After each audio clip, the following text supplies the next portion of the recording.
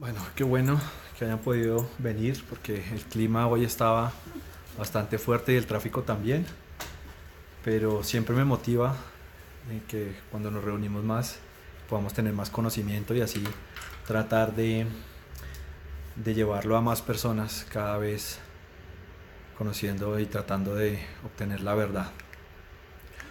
Hoy vamos a terminar con la tercera parte del mensaje que habíamos titulado Un modelo a seguir, donde básicamente hemos venido hablando de la Virgen María, y hoy hacemos como el cierre de este personaje aquí en el grupo, con este cierre de mensaje.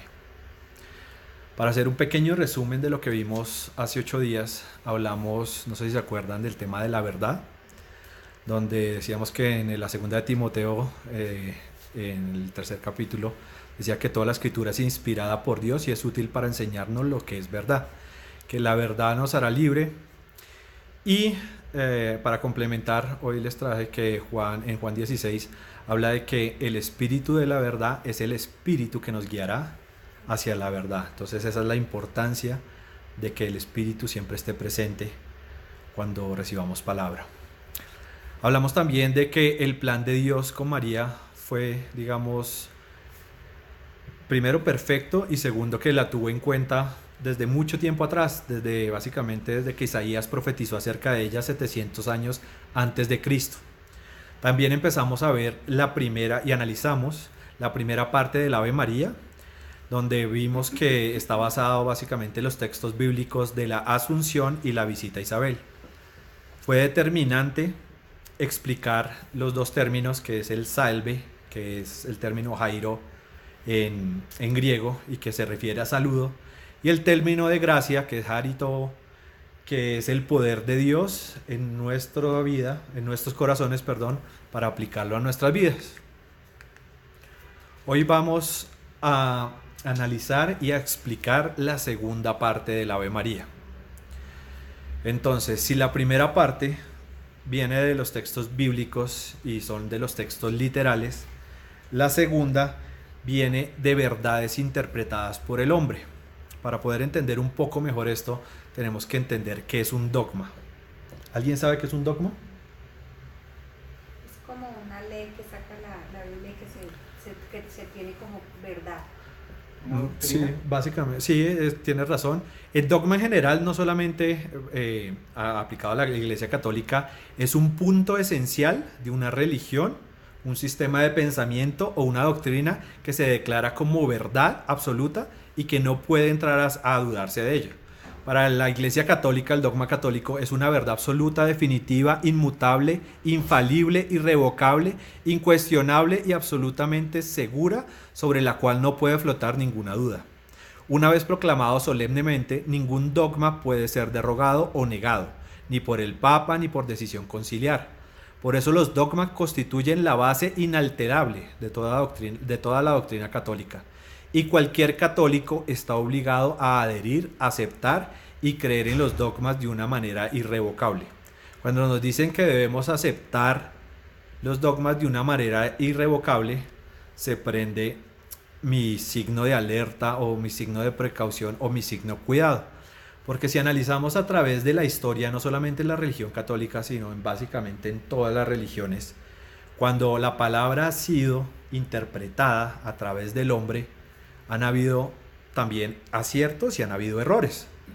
Entonces, cuando nos dice que creamos ciegamente en esa palabra, pues a veces pienso que uno debe tener de una forma una lectura crítica de la Biblia y también puedes llegar a la verdad utilizando, pues, uno, siendo guiado por el Espíritu Santo y dos, teniendo una guía de lectura también.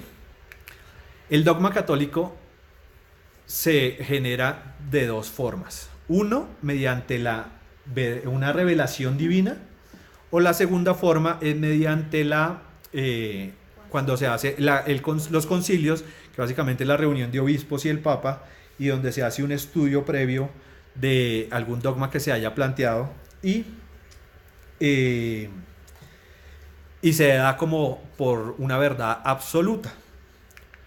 Dentro de la división de los dogmas católicos están los divinos, que son los enseñados por Jesús, están los apostólicos, que son los enseñados por los apóstoles, y están los eclesiásticos, que son los instituidos por los concilios o los papas. En total tenemos 44 dogmas en la Iglesia Católica. Tenemos dogmas sobre Dios, sobre Jesucristo, sobre la creación del mundo, sobre el ser humano, dogmas marianos, que son los que vamos a ver, dogmas sobre el Papa y la Iglesia, dogmas sobre los sacramentos y dogmas sobre las últimas cosas. Dentro de los dogmas marianos encontramos 4. El primero es María, Madre de Dios, que hace parte de la oración del Ave María. El segundo es la perpetua virginidad de María. El tercero, la Inmaculada Concepción de María. Y el cuarto es la Asunción de María, que es uno de los que habían unas dudas hace 8 días, que vamos a analizarlo mejor hoy. Entonces, el primero que dice María, Madre de Dios, también se conoce como la maternidad divina. Ese dogma fue, digamos, aprobado en el concilio de Éfeso, que fue en el 431. Para haberlo aprobado en ese concilio, tuvo que tener una base que se dio en el concilio de Nicea, el primero en 325, donde hablaba que la naturaleza divina de Jesús, que la naturaleza humana y la naturaleza divina de él eran una sola, que se reflejaban en una sola persona y que era indivisible. Una vez se sentó ese dogma en la Iglesia, posteriormente tuvimos este otro dogma de la María, Madre de Dios. Dentro de los dogmas de la Iglesia siempre ha habido como dice que en tiempos recientes se ha sentido cierta hostilidad hacia la religión dogmática, considerada como un cuerpo de verdades definidas arbitrariamente por la Iglesia. ¿Qué significa esto? Que hay gente que inclusive al interior de la Iglesia ha estado a favor y en contra de los dogmas que se han proclamado. Dentro de las personas que estaban en contra en ese momento de llamar a María Madre de Dios estaba Nestorio. ¿Quién era Nestorio? Nestorio era la persona principal de la Iglesia en Constantinopla para esa época. Estamos hablando del siglo, más o menos del siglo V. Él decía que María era Christotokos, que significa madre de la humanidad de Cristo, o sea, madre de Cristo. Pero la otra postura al interior de la Iglesia era que María era Theotokos, que significa la que dio luz a Dios, la que era madre de Dios. Finalmente, en la votación que hubo dentro del concilio, se tomó la postura de que María era madre de Dios y Nestorio fue declarado como hereje por haber, tenido esa postura y defendido esa postura, y fue desterrado al desierto después de haber sido uno de los principales personajes de la Iglesia de ese momento. El segundo dogma es la perpetua virginidad de María. Eso fue en el segundo concilio de Constantinopla en el 553, y se habla de que siempre Virgen María. Entonces dicen que el dogma dice que la Santísima Virgen María es virgen antes, durante y después del parto de su divino Hijo, siendo mantenida así por Dios hasta su gloriosa asunción. ¿Cuántos de nosotros no hemos leído la Biblia y dice que María, no dice que María, dice que Jesús tenía hermanos? ¿Lo han leído? Sí, claro. Sí. Exacto. Cuando hay un evangelio cuando dice que ahí está tu mamá, tus hermanos. Sí. Entonces encontramos en Mateo 12, cuando el ángel se le presenta a María, ella le responde, este es cuando alguien le dijo a Jesús que tu madre y tus hermanos están afuera y te quieren hablar. Y en Mateo 13 le dicen también, ¿acaso no es el hijo del carpintero? ¿No se llama su madre María y sus hermanos son Jacobo, José, Simón y Judas? ¿No están todas sus hermanas con nosotros? ¿De dónde pues le viene todo esto? Entonces empiezan a haber tergiversaciones, empiezan a haber dudas acerca de por qué, digamos, el dogma. Y si nos remitimos, porque eso es muy importante, siempre tratar de remitirse como a la raíz de las palabras, de la escritura, no de las costumbres, sino de la Biblia misma. El Nuevo Testamento fue escrito en griego. Y la palabra específica que se utilizó en estos dos versículos es adelphos, que significa hermano. hermano, haciendo la salvedad de que puede ser de padre y madre o puede ser solamente de uno de los dos. Digamos, la Iglesia Católica defendió esta teoría, o más bien esta palabra, utilizando que en esa época, aunque se escribía en griego, que era el idioma universal del momento, se hablaba el hebreo. Y en hebreo se utilizó el aj, que significa amigo, compañero, hermano, pariente, parte, prójimo. Y si vemos en el Antiguo Testamento, en Génesis 13:8, y hay otros ejemplos también, esa palabra de hermano, traducida al español, se utilizó para decir que Lot y Abraham eran hermanos. Pero si uno lee, Lot era sobrino de Abraham. Entonces, se habla de que en la cultura de los judíos, los primos también eran llamados hermanos y que en ese momento no había una palabra que pudiera traducir al griego y se utilizó adelphos, pero que en realidad esos no eran hermanos, sino que eran primos o parientes de Jesús. La otra duda llega en la palabra del conozco. En Lucas 1:34, cuando María respondió al ángel, ¿cómo será esto? Pues no conozco varón. Significa que ella era virgen y que no había tenido relaciones íntimas con José. Después en Mateo 1:25 encontramos, pero no la conoció hasta que dio a luz su hijo primogénito y le puso por nombre Jesús. Esta misma conoció hasta, y el conozco en la traducción griega es ginosco, que significa notar, reconocer, saber, sentir, tener, entender, informar, llegar al conocimiento, cerciorar, comprender, conocer, conocimiento. Algunas de las diferentes versiones de la Biblia hablan, digamos con la nueva versión internacional, dice, tuvo relaciones conyugales con ella hasta, y hay en otras que encontré que decía, tuvo relaciones sexuales con José después de dar a Jesús como primogénito. Digamos que empiezan a ver todas estas dobles posturas, pero la Iglesia Católica, para resolver y que no haya más dudas, establece un dogma, y cuando se establece un dogma, se dice que ya no se puede hablar al respecto, no se puede dudar. Después viene el tercero, que es la Inmaculada Concepción de María. Esa está escrita en la Carta Apostólica de Ineffabilis Deus, que es Inefable Dios, por el Papa en 1854. Es mucho más reciente, estamos hablando de casi hace 160 años que se habla de la Inmaculada Concepción de María y fue promulgada por el Papa Pío IX. Para esa misma época se creó un dogma del Papa que lo llamaba que era infalible. ¿Qué es que el Papa sea infalible? Que todo lo que diga ex cátedra, que significa con autoridad, se es considerado como dogma. Entonces se le dio esa posición al Papa y digamos que por la misma época se hizo el dogma de la Inmaculada Concepción de María y se habló de que el Papa tuvo ese dogma por revelación del Espíritu Santo. Básicamente lo que dice, bueno, aquí está la explicación, pero sí, básicamente lo que dice es que María no tuvo el pecado original. ¿Por qué se habla de que no tuvo el pecado original? Porque si nos acordamos, hace 8 días hablamos del lleno de gracia, que era una frase muy importante y con la cual exaltaban a María. Tenemos que saber que cuando estaba llena de gracia, era lleno del poder de Dios. Y la Iglesia Católica habla de que ese texto específicamente estaba en un pasado participio. Significa que no solamente era en ese momento, sino también desde antes estaba llena de gracia, y si era llena de gracia no tenía cabida para el pecado. Entonces que por eso había nacido libre de pecado. Por último, hablamos de la Asunción de María. Y hay personas como los 3 dogmas anteriores que piensan que estos tipos de verdades están soportadas literalmente en la Biblia y no es así. Sí hay argumentos bíblicos para los cuales la Iglesia ha dado a entender el por qué se ha categorizado como dogma estas afirmaciones, pero como tal no son literales. Este de Asunción de María es de 1950. En realidad es muy reciente. Este fue escrito por el Papa Pío XII y esta es la segunda declaración de un Papa ex cátedra. ¿Qué es ex cátedra? Con autoridad significa, con autoridad. Porque el Papa tiene, como es infalible, tiene la autoridad de proclamar una verdad absoluta.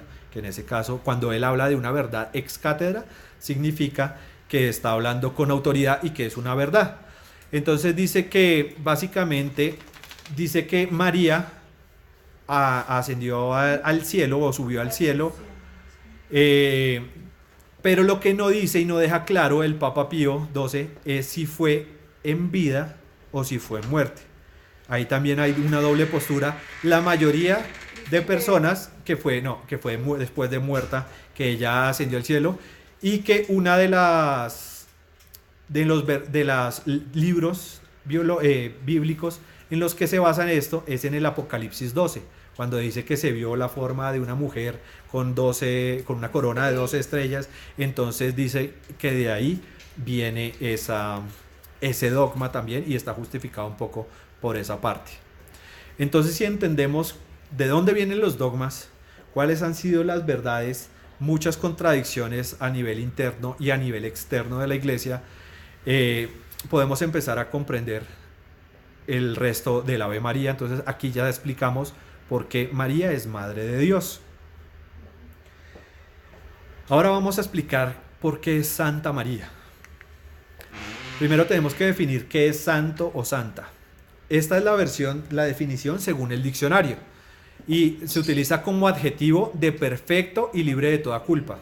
Pero si vemos a Mateo 5:48, dice que el único perfecto es Dios. Entonces, esta digamos que es una definición de diccionario. Entonces, ahorita vamos a explicar la definición bíblica. La otra parte que dicen es: en el mundo cristiano, dicho de una persona declarada santa por la iglesia, que manda que se le dé culto universalmente. Y es aquí donde empiezan las confusiones, porque por un lado, si una persona del común no interpreta, no lee, no recibe revelación del significado de santo, va a decir que es perfecto, que se le manda que se le dé culto. Pero aquí viene también un pequeño, digamos, problema que vamos a revisar más adelante. Pero finalmente dice: dicho de una persona de especial virtud de ejemplo, y María es eso, una persona con muchas virtudes y que fue un ejemplo de vida para todos los cristianos. Llamados a una vida santa, primera de Pedro 1:14-16. Por lo tanto, vivan como hijos obedientes de Dios, no vuelvan atrás a su vieja manera de vivir con el fin de satisfacer sus propios deseos. Antes lo hacían por ignorancia, pero ahora sean santos en todo lo que hagan, tal como Dios, quien los eligió, es santo. Pues las Escrituras dicen: sean santos porque yo soy santo. Entonces, si vamos a la definición bíblica de santo, ¿qué es? La primera es que es una característica de Dios. Cuando Dios entrega o llena de gracia a María, está dando parte de esa característica suya a esa persona. Y no solamente a María, si uno ve a los santos, también se les da gracia. Lo único es que María es la única que se llenó de gracia como tal. También simboliza que es apartado o separado de lo que corrompe. ¿Qué es lo que corrompe? Del mundo, de todas estas deseos del mundo terrenales. ¿Y para qué? Para el servicio de Dios. Entonces, apartado, separado para el servicio de Dios. Personas destacadas por sus virtudes. Son modelos capaces de mostrar a los demás un camino ejemplar. Dios es amor. La principal virtud de los santos es consecuentemente su capacidad para amar a Dios y a los demás. Y eso es lo que hemos visto también en los diferentes santos. Como dato curioso, desde el Concilio Vaticano II los procedimientos han cambiado, los plazos se han hecho más cortos y el número de milagros post-mortem necesario, que antes podía alcanzar varias centenas, se han reducido a 2. Significa que los milagros son intercesiones que han hecho santos y que han sido comprobables para ser canonizados, para ser nombrados. Entonces dice: existen más de 10.000 beatos y santos en la actualidad, bajo el pontificado de Juan Pablo II. ¿Cuántos, perdón? 10.000. ¿10.000? Sí. Y mire, bajo el pontificado de Juan Pablo II, en un periodo de solo 25 años, se proclamaron no menos de 2.000 beatificaciones y canonizaciones, mientras que sus predecesores necesitaron varios siglos para unas centenas de declaraciones. El término de santo hoy en día para la Iglesia Católica digamos que se ha vuelto una forma de demostrar un ejemplo de vida y un ejemplo para los demás, que las personas que han sido iguales a nosotros y que han tenido una vida ejemplar también sirva de ejemplo para nosotros, para ser santos. Digamos que ese es uno de los sí, de pronto las motivaciones que ha hecho que se generen más canonizaciones y más beatificaciones. Como estábamos hablando de la santidad, necesariamente tenemos que hablar del culto a María, y es aquí también donde tenemos que tener prestar mucha atención. ¿Qué es la dulía? Dulía es la veneración hacia los santos. La Iglesia Católica habla de que a los santos, a la Virgen y a Dios se le rinde culto. No sé si eso lo tengo más adelante, no me acuerdo ahorita, pero no, sí lo tengo más adelante. Vamos a explicar lo de dulía. Entonces, es la veneración hacia los santos. Ojo, no hacia sus imágenes. Se concibe como el respeto que se les debe por su dignidad, grandes virtudes y su bienaventuranza en Dios. Se veneran por la gracia de Dios presente en ellos. Eso es lo más importante y por eso el texto de la llena de gracia María es tan relevante. Las imágenes de estos santos se exponen en distintas iglesias para mostrar a los fieles cómo eran y para que se siga su ejemplo de llevar una vida de Jesús a tu época. Básicamente, las imágenes representan ejemplos de vida y es para que tengamos recordación de esos ejemplos que hemos tenido.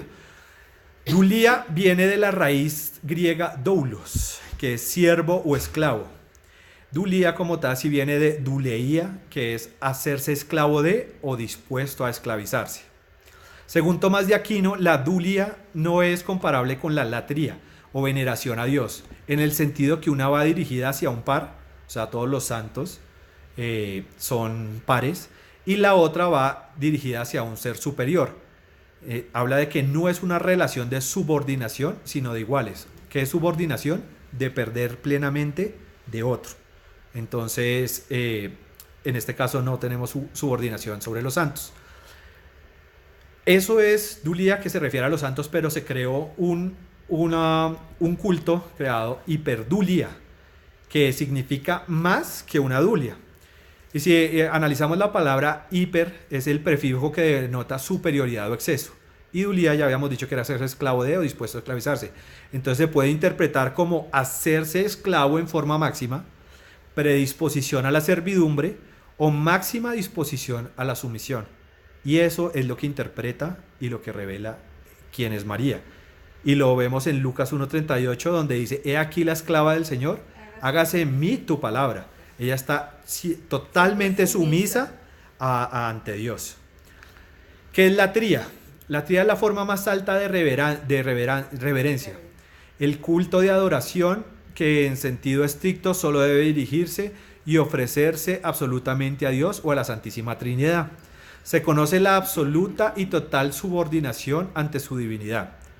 En Lucas 4:8 dice: Jesús le respondió: está escrito, adorarás al Señor tu Dios y solo a Él le darás culto. Pero entonces aquí es donde empiezan también uno a confundirse, porque si vemos en el texto dice, solo a Él darás culto, pero nos enseña que existe un culto para los santos y para las vírgenes. Es por eso la importancia de poder identificar y tener claro la diferencia de venerar a adorar. Entonces, venerar es sentir y demostrar un sentimiento profundo de respeto y admiración por alguien o algo. Pero también encontramos, es que si uno empieza a leer y cada vez más se empiezan como a unir esos dos términos en muchos de los textos. Uno ve la veneración con la adoración, la veneración con la adoración, y eso hace que las personas muchas veces nos equivoquemos. Entonces, para tener claro qué es la adoración es un estado espiritual contemplativo en el que el ser humano se sobrecoge maravillado, estableciendo una comunión íntima con Dios. Adorar significa amar al extremo. Muchos textos de los que encontré también hablaban que adorar significa postrarse ante Dios. Ese es otro de los problemas que se han presentado o de las tergiversaciones y dudas que nos generan a los cristianos católicos. Mucha gente se pregunta por qué las personas se arrodillan frente a la Virgen o frente a los santos, frente a una estatua o a una imagen. Si vamos a los textos, En Hechos 10 encontramos que al llegar Pedro a la casa, Cornelio salió a recibirlo y postrándose delante de él, le rindió homenaje, pero Pedro dijo que levantara y le dijo: ponte de pie, que solo soy un hombre como tú. Después en Apocalipsis 19 dice: me postré a sus pies para adorarlo, pero él me dijo: no, cuidado, soy un siervo como tú y como tus hermanos, que se mantienen fieles al testimonio de Jesús. Adora solo a Dios. El testimonio de Jesús es el espíritu que inspira la profecía. Si leemos solo estos textos, ¿qué entendemos? Por uno, que hay un hombre, en este caso Pedro, le dice: no, yo soy hombre y el único al que te tienes que postrar es a Dios. Y en el otro le dice el ángel: no, el único al que se debe postrar es a Dios.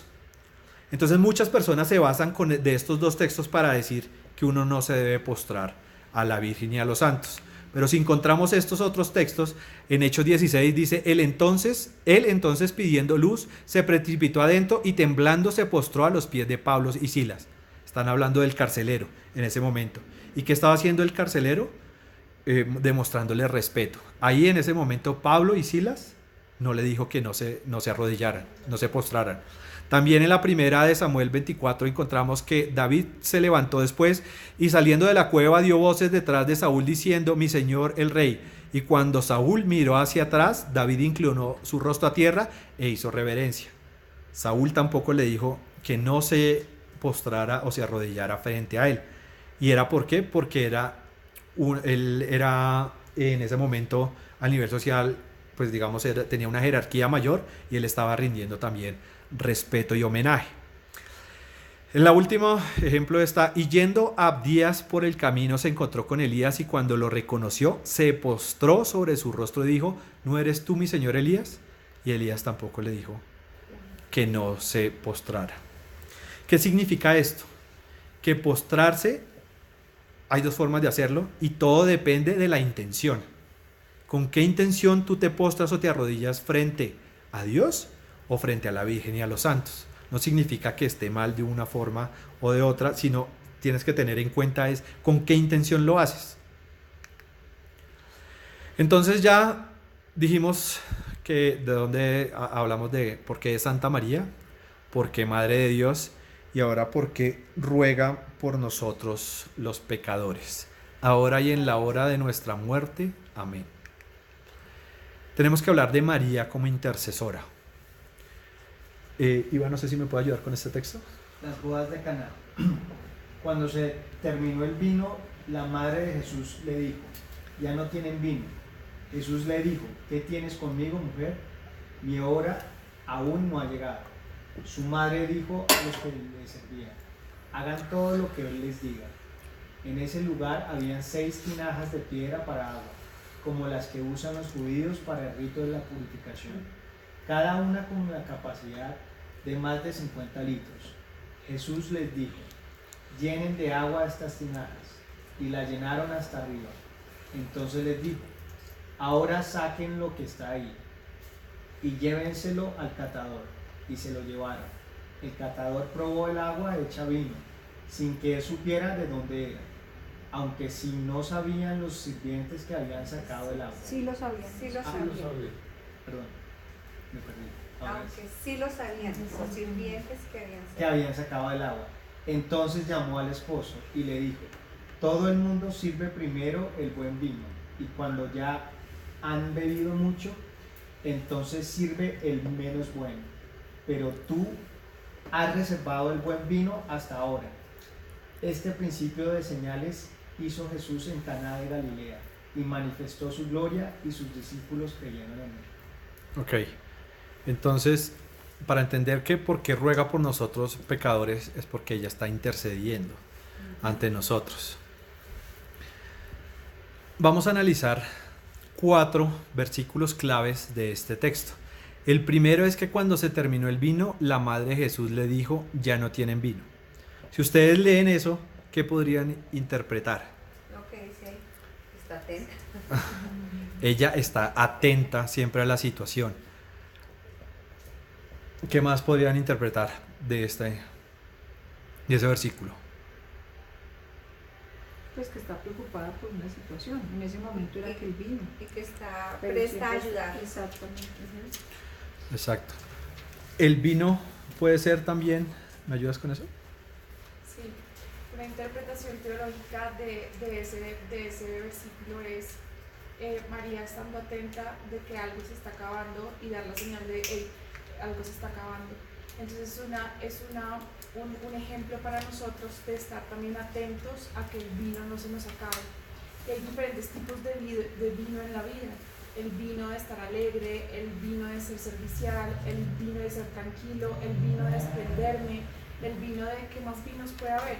Hay vinos en los pies, las personas que a alguien le pasa algo y no les dicen nada pero ya están en la puerta ayudando, esas personas tienen vinos en los pies. O hay personas que tienen vino en las palabras, en un buen consejo, o vino en la fuerza de los brazos para no dejar que alguien se caiga, pero a veces se nos acaba ese vino y no nos damos cuenta.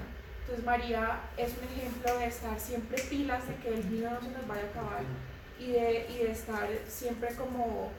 ¿No les ha pasado que ustedes aprenden algo en su vida, en su espiritualidad, en su experiencia y a los 3 meses vuelven y hacen lo mismo y alguien les recuerda, sí, ya sabía, ya me acordé y se me había olvidado? Porque a uno se le olvida y uno tiene que estar atento al recordar constante, como el ejemplo que nos da María en las bodas de Caná. Estar atento siempre pilas, a que no se nos vaya a acabar el vino. Otra cosa que podemos analizar e interpretar de ese primer versículo es que ella le pide directamente a Jesús que interceda en esa situación, ¿cierto? Entonces, este es el versículo clave de por qué se llama que María es una madre intercesora. Después dice, Jesús le dijo, ¿qué tienes conmigo, mujer? Mi hora aún no ha llegado. ¿Qué podríamos interpretar de ese versículo? ¿Se les ocurre algo? Es que no era el momento, no era ese momento, que él veía que no era el momento apropiado. Y María, y al ver que María le y como que le insiste y intercede, entonces él acepta. Okay. Y solo por ser la mamá lo hizo, ¿no? O si no, no lo hubiera hecho. Exacto. Muy bien. Hay una cosa que yo pude interpretar con este texto y es lo siguiente. Jesús era Dios en la tierra, ¿cierto? Dios no... ay, se me fue la palabra. No... ¿Cómo es? Se me fue esa palabra. Los que hacen como stand-up comedy, que no tienen un libreto, sino improvisan. Dios no improvisa, ¿cierto? Entonces, ¿no les parece raro que María haya pedido y que él diga que todavía no es la hora? Si él no improvisa, ¿por qué lo está haciendo? Personalmente creo que María en ese momento se adelantó, pero él, por ser un buen hijo, un hijo obediente, y por ser judío también, que el cuarto mandamiento dice honrarás a padre y a madre, hizo lo que se le fue pedido y terminó haciéndolo. Ahora bien, en el quinto dice, su madre dijo a los que servían, haga todo lo que él les diga. De aquí ustedes qué pueden interpretar.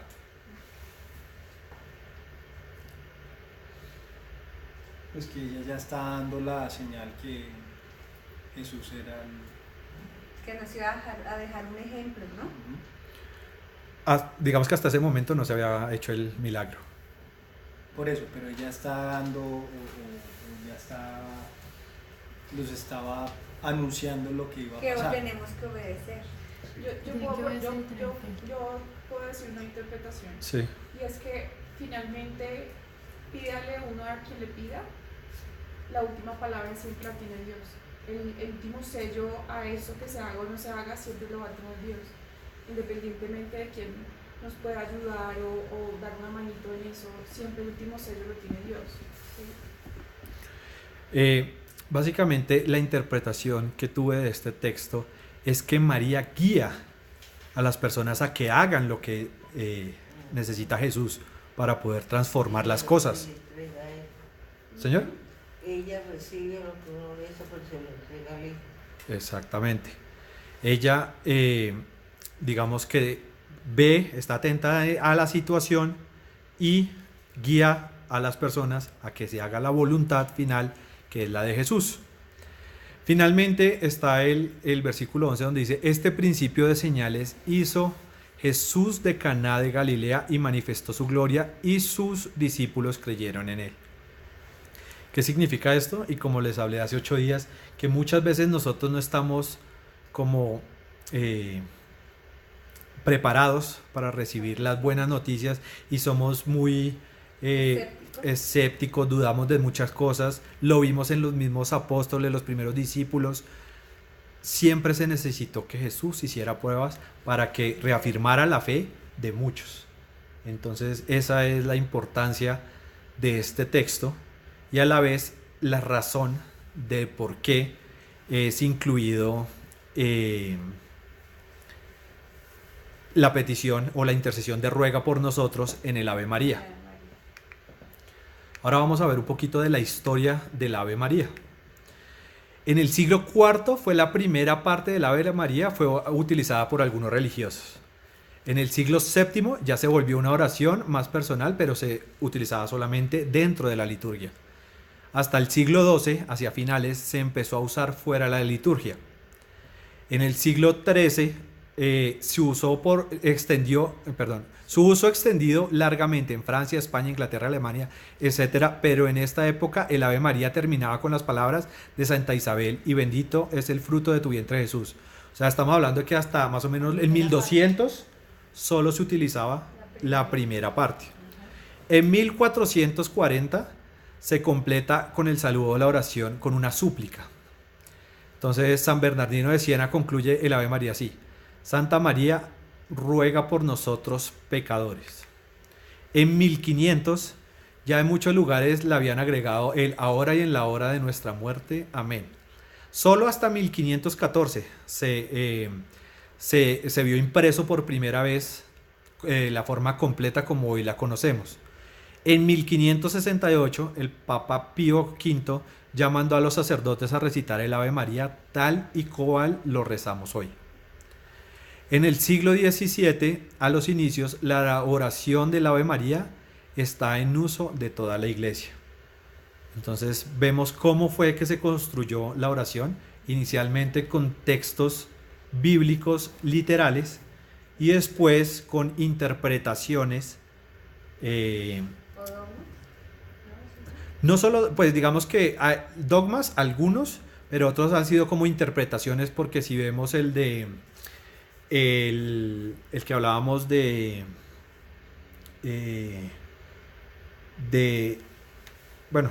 ruega por nosotros, era una intercesión, pero digamos que no lo hablaban directamente así como se propuso y que no estaba en la hora de la muerte, sino justamente era el primer milagro que hacía Jesús. Entonces fueron creados a través de interpretaciones. Y así es como está el Ave María que conocemos actualmente. Yo tengo una frase de cierre que dice: a lo largo de la historia, el conocimiento ha sido un símbolo de poder, pero a su vez se ha convertido en un arma de doble filo. Hoy recibes parte de ese conocimiento, pero está en ti saber darle el mejor uso.